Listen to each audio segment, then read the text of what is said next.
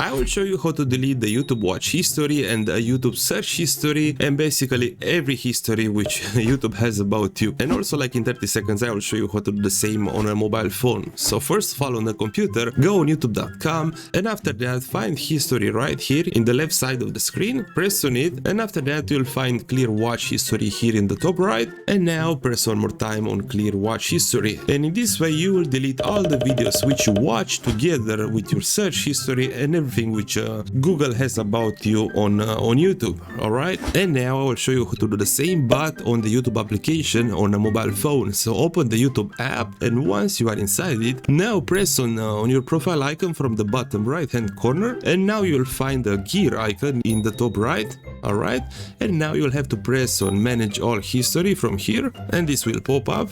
And now you'll have to press one more time on delete, you'll find it right here, and you can select as an example delete all time. If you want to delete the entire history, press one more time on delete, and that was it. This is how to delete the YouTube's history, the videos which you watch, and together with your search history on YouTube.